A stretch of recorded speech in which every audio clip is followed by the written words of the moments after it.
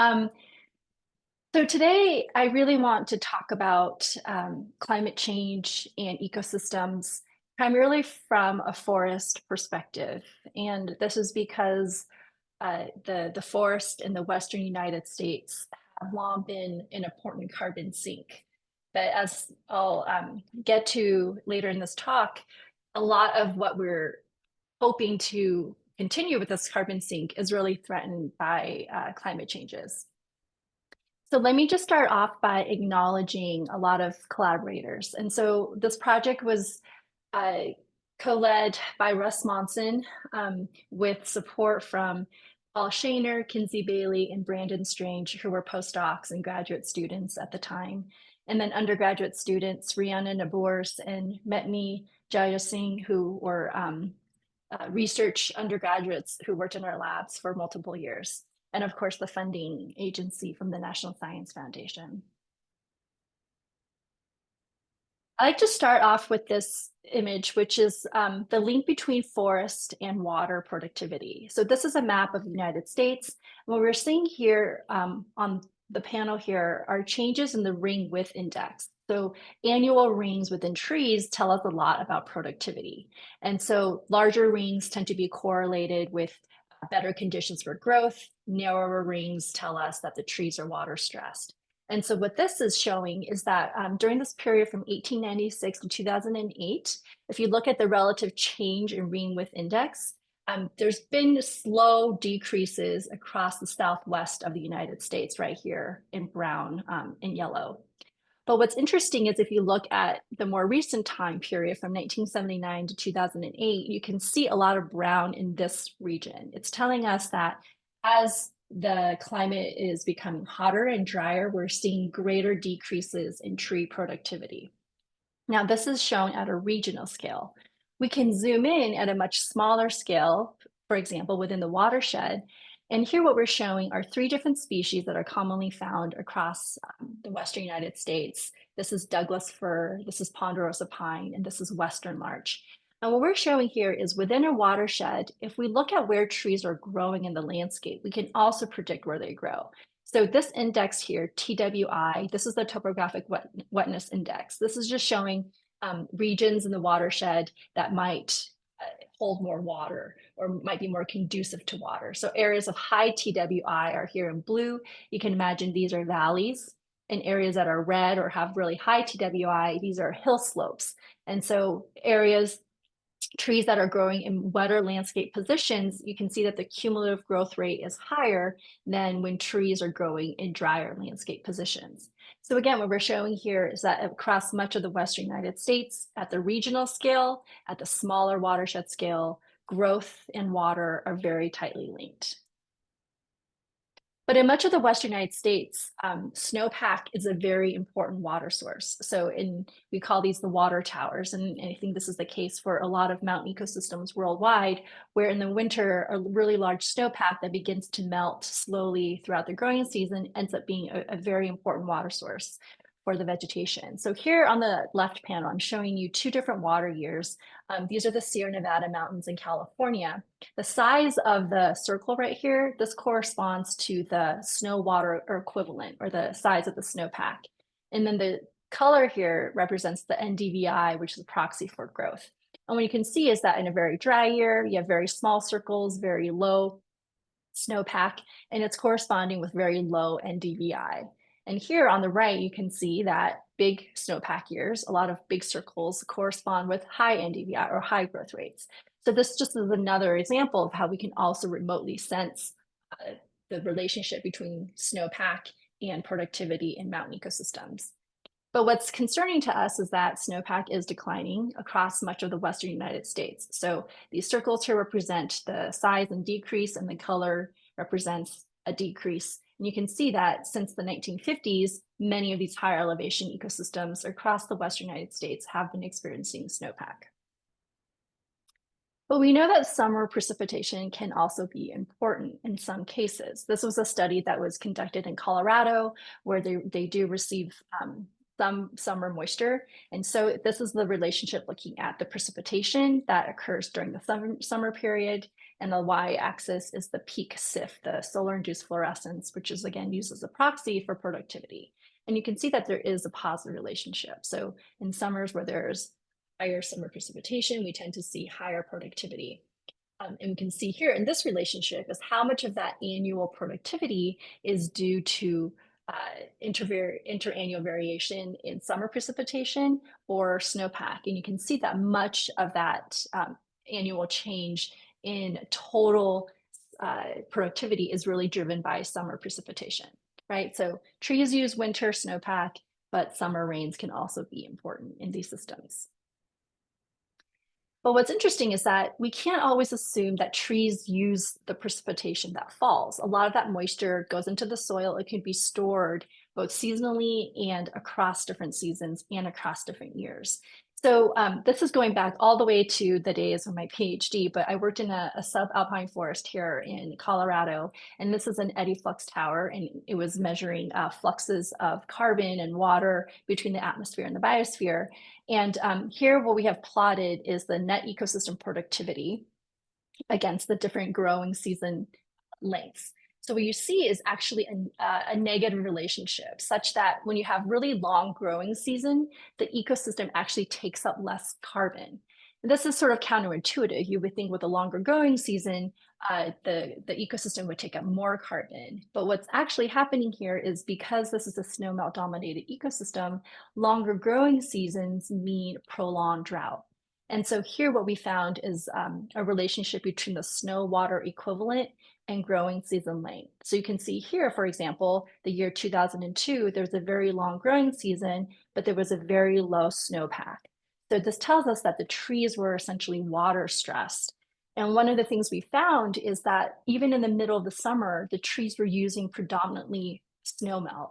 And I'll explain later on how we found this result. So just because rain falls or snow falls, it doesn't mean trees are they're accessing that water immediately. There could be some lag effects where trees are using stored water as well.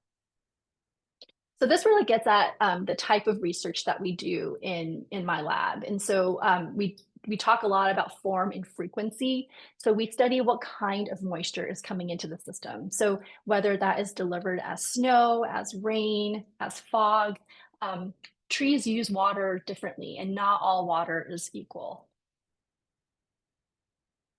Another question we ask is mechanisms. We might see some strong correlations between snowpack and ecosystem productivity, but we're also really trying to answer why. Why is it that trees are using more summer rains, or why are they using more winter snowpack? And how does this affect the ecosystem in general? So trying to really figure out the mechanism is really important in the research that we do.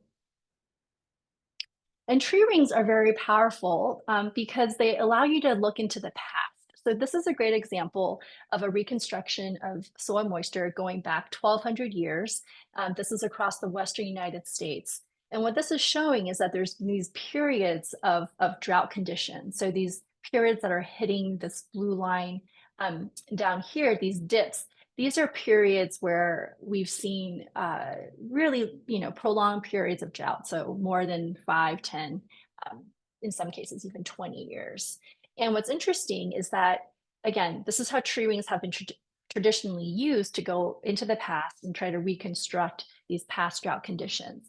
But what we're also trying to think about is what can we use, how can we use these tree rings to tell us the trajectory that trees are going in the future?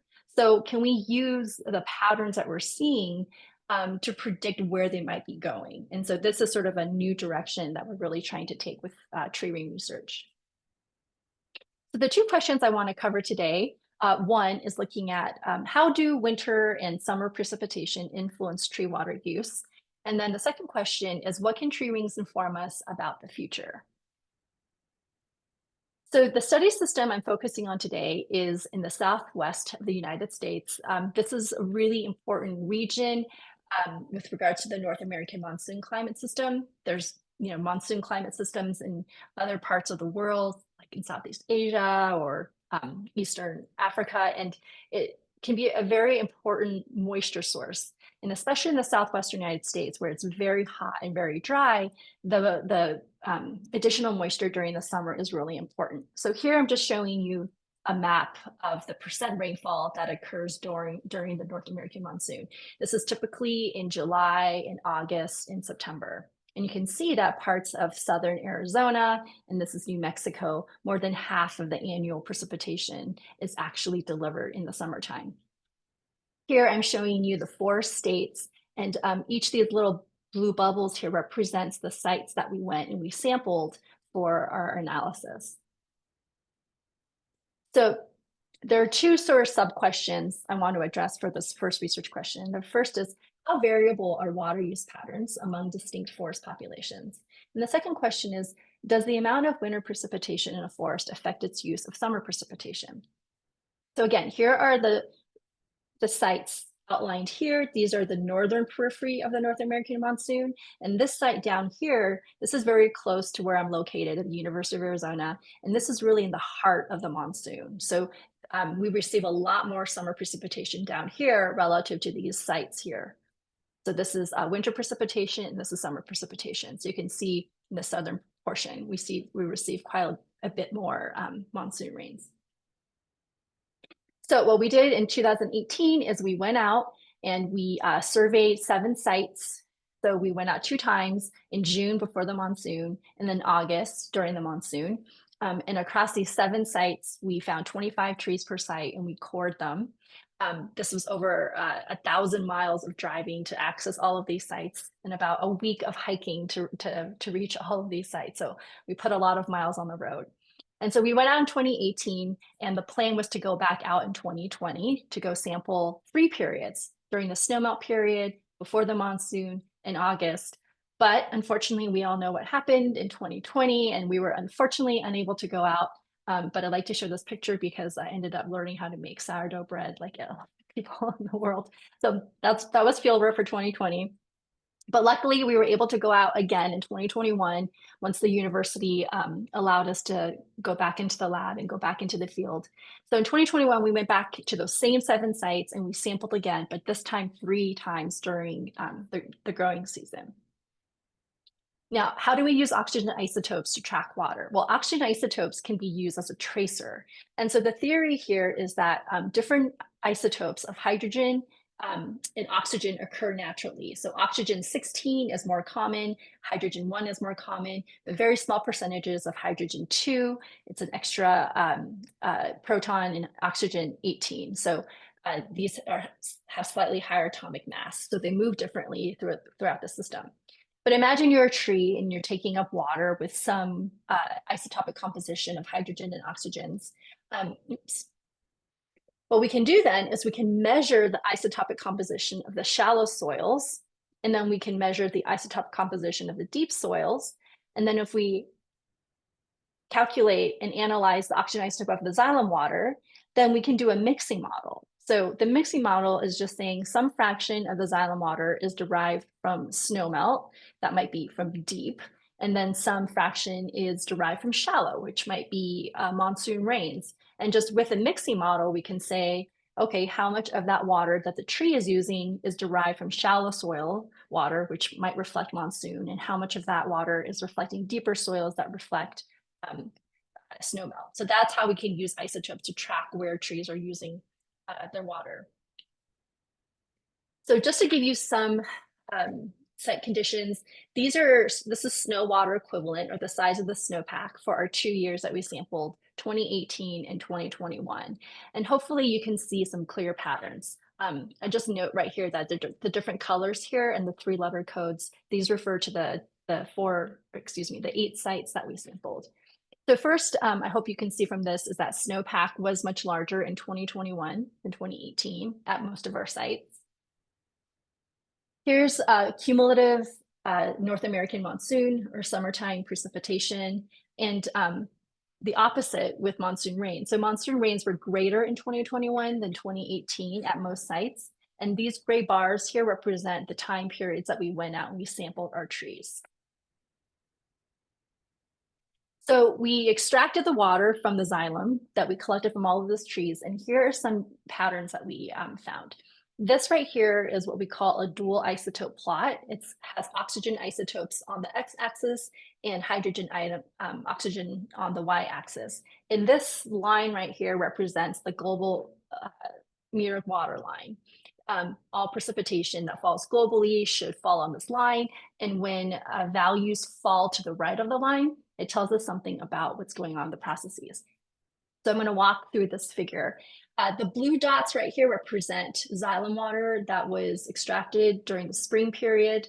The tan color represents xylem water during the hyperarid period, or this is right before the monsoon when things are very, very dry. And then this tan color, this brown color here represents xylem water that was collected during the monsoon period. And then these different numbers right here, -5, -25, -45, represent soil pits that we dug. We collected the soil from these different depths and we extracted the water. And the triangle here is precipitation.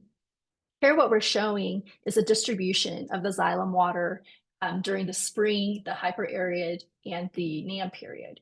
Now, what you're seeing here, excuse me, is a shift in the source water use. Okay, so one of the things that we noticed first here is that shallow soil water underwent evaporative enrichment. So these 5 centimeter dots right here, they're falling to the right of the line. That tells us that there's a lot of evaporation that's happening. So we know that the shallow soils underwent evaporative enrichment, which is in line with our understanding of isotopes.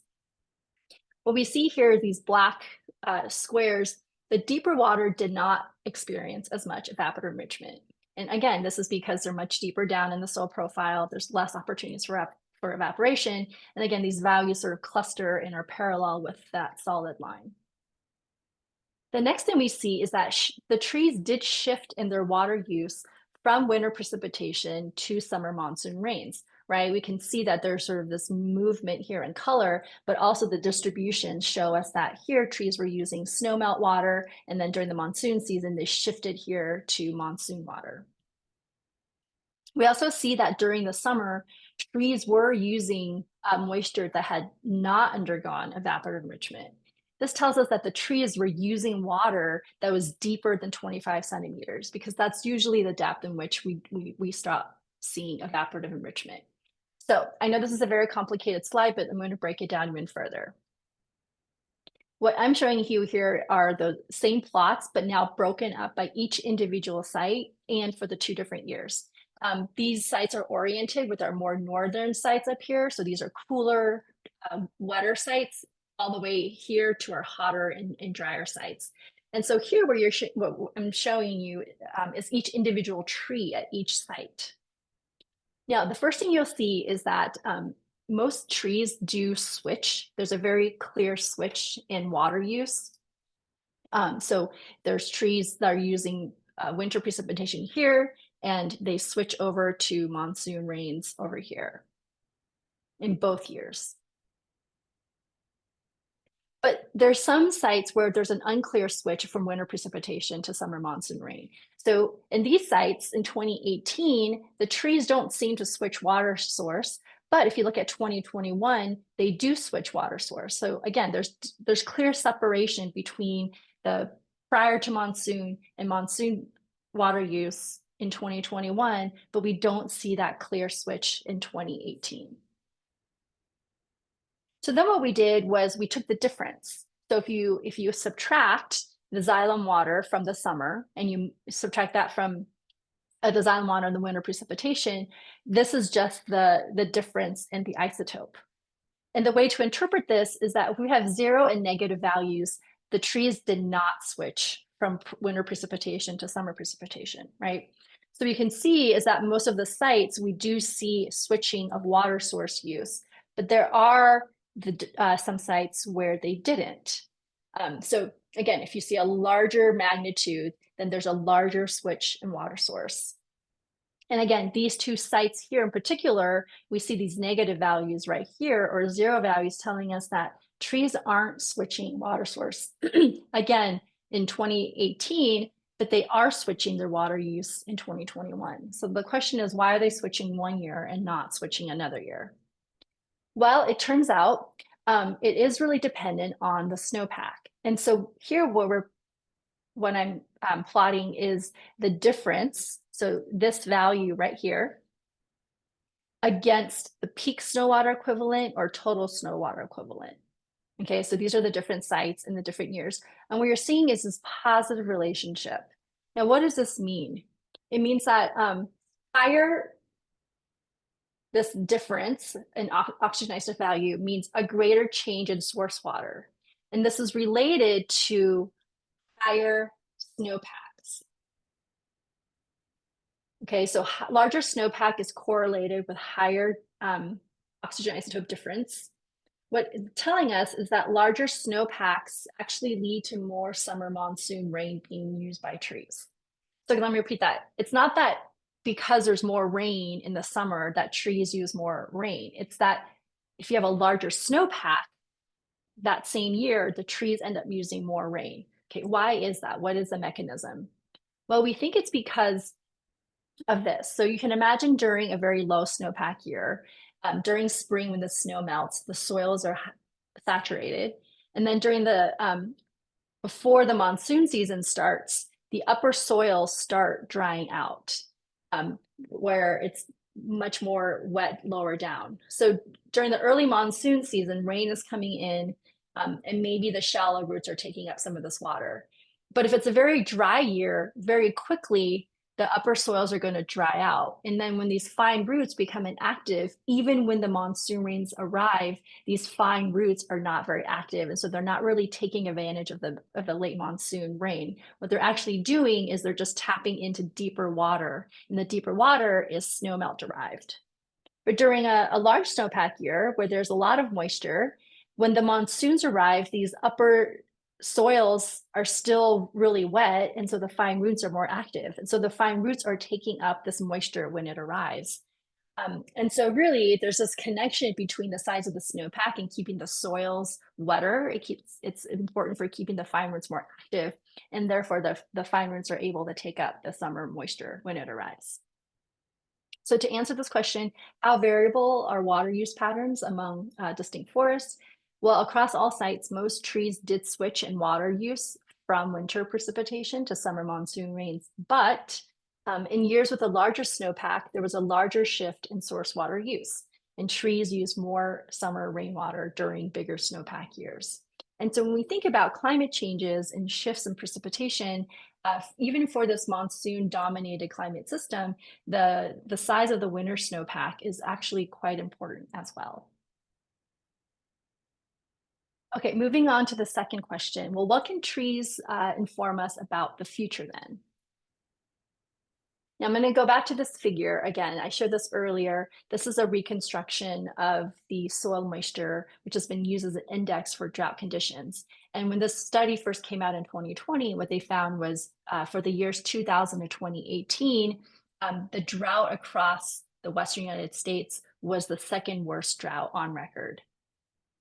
Well, what they did was in 2022, they updated this record. So now you can see here, now it's going from the year 2000 to 2021. So just adding 3 more years made the current drought, the worst drought in the last 1,200 years. So this is a ranking of the drought. You can see much of the Southwestern United States. The current drought that we're experiencing is the worst on record. And so I mean, living here, you can really see the profound effects of what it means to be in a mega drought. So over the last 20 years, we've been seeing on average much lower precipitation and higher aridity values. So the question I want to ask is, well, how important is the North American monsoon in insulating forests from drought stress during this current mega drought? And what is the potential for increasing aridity during the mega drought to enhance or mitigate the CO2 sensitivity to water use efficiency? So again, we added more sites to this analysis. So in the previous study, I was showing you these sites up here. We also have these additional sites across the Southwest United States. And so these were added to our analysis. I just want to just point out how important the monsoon is in regulating the vapor pressure deficit. So here on the panel, I'm showing you April, May, June. So this is spring. And this is the monsoon. And what you can see here is that during this period of April, May, June, leading up to the monsoon, in the southern part of Arizona down here, we have really high vapor pressure deficit. And it decreases as you go further north because these are cooler and higher elevation systems. But what you see here is that when the monsoon arrives, the vapor pressure deficit actually decreases down here. So this panel right here, this is showing you the change in vapor pressure deficit after the arrival of the monsoon. And what you're seeing is that these regions in southern Arizona, for example, that have higher vapor pressure deficit to begin with, they actually see a decrease in VPD because the monsoon brings a lot of moisture and increases relative humidity. Whereas these sites up north, they start off with lower VPD, but because they receive less monsoon, their VPD actually doesn't decrease as much. This is a figure just showing the absolute amount of precipitation that falls. So what this is setting up is a nice contrast. We've got trees that are growing in the heart of the monsoon, and then we have these trees up here that are growing at the northern periphery of the monsoon. So how do we examine plant water stress to climate changes? Well, one of the most important terms we can use is water use efficiency. And this is a widely used term in many different disciplines. So I want to go through how we are defining water use efficiency in our particular study. And there's two different types of water use efficiencies that we use. So the first is what we call intrinsic water use efficiency. And this is the equation where you've got carbon assimilation on the numerator and stomatal conductance on the denominator. And we can further expand this equation where carbon assimilation is just the stomatal conductance of CO2 times the difference in CO2 concentration between the atmosphere and the inside of the leaf. And the bottom, we have stomatal conductance to water.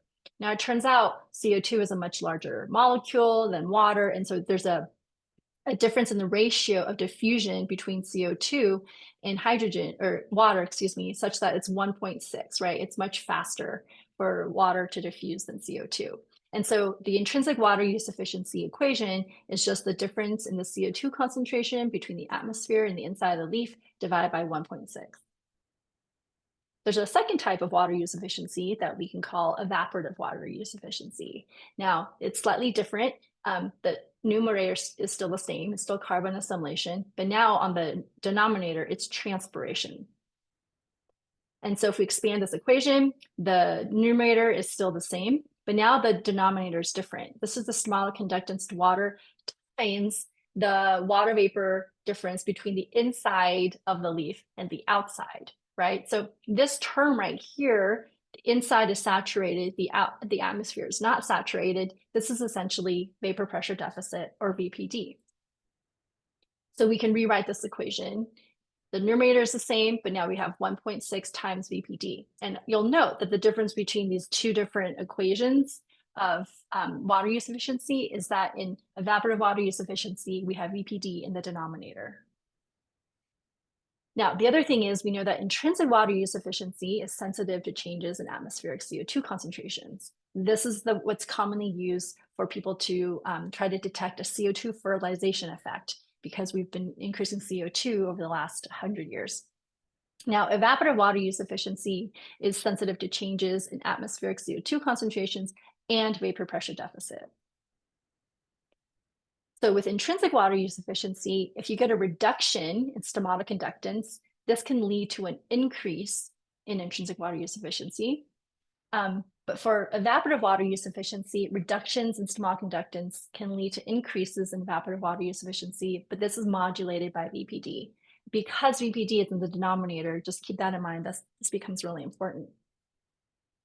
So what we did was we, across 17 sites in the Southwest, we cored trees.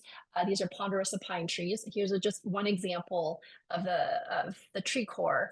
And for each individual ring, we split into 3 different sections. So 2 early wood sections and 1 late wood. So the early wood sections are formed before the monsoon, and then the late wood is formed during the monsoon season. And we have other studies to show that this is the case.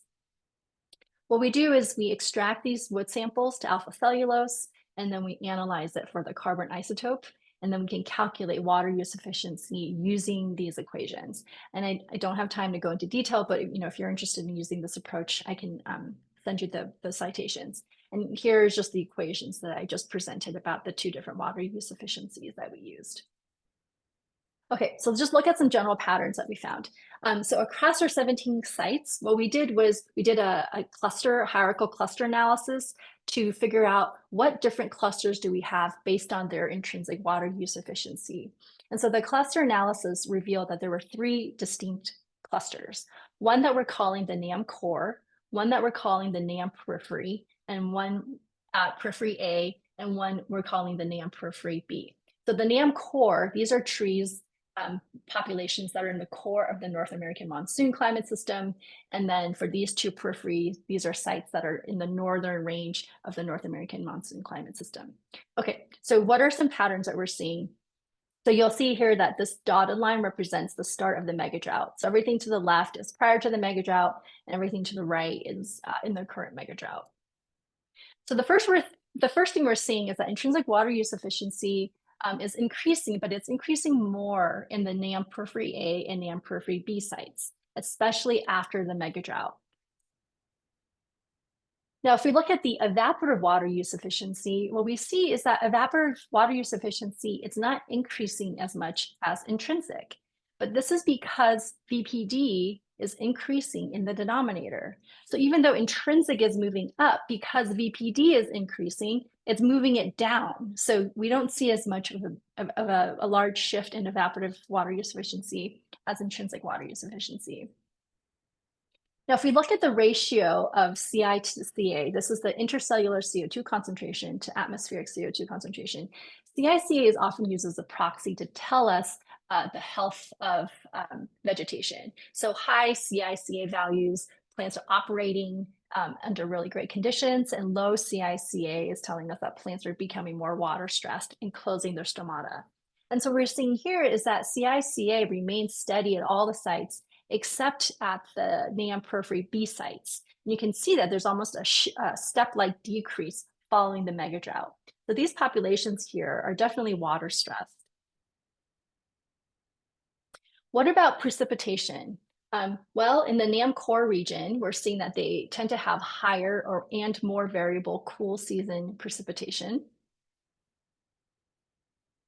In the NAM core sites, they also have higher warm season precipitation. And again, this isn't surprising since these trees are growing within the core region of the North American monsoon climate system. But we see that VPD is increasing. So VPD was higher in the NAM periphery B sites, but both periphery A and periphery B increased during the last mega drought. And you can see there's almost like a stepwise increase. Okay, so how do we use these 2 different water use efficiencies to tell us something about the trajectory of these forests? Well, the first thing we need to do is we need to remove the influence of CO2 on our tree rings in order to examine how VPD is influencing. So of course, I'm sure everyone here has seen this curve of increasing CO2 concentration over time. And because water use efficiency is sensitive to increasing CO2, we need to remove the CO2 effect. And so what we did was we plotted both the intrinsic water use efficiency against the increasing CO2 concentration, and then we plotted the evaporative water use efficiency against the increasing CO2 concentration, and we took those residuals after we removed that CO2 relationship. And so then what we did was we plotted the residuals of the intrinsic water use efficiency against the evaporative water use efficiency to examine the influence of VPD. I'm going to show you what this looks like graphically. So here what I'm showing you is the evaporative water use efficiency on the x-axis and the intrinsic water use efficiency on the y-axis. And so there's sort of these 3 different scenarios that we can imagine. So under scenario 1, we have really large range in the residuals on the x-axis. And this is largely driven by high transpiration variation from year to year. So this is primarily driven by VPD. And under a very high VPD year, we would have very high transpiration rates. Having a low VPD is low transpiration rates. But this would lead to a lot of variability in the x-axis. If we have very small variability in the y-axis, this tells us that stomatal conductance variation is quite low. And with this, the interpretation of this is that atmospheric CO2 is really helping to reduce stomatal conductance. This is one of the what we would call like a benefit of increasing CO2 because stomata can sense CO2. Under high CO2, the stomata can close their pores a little bit less.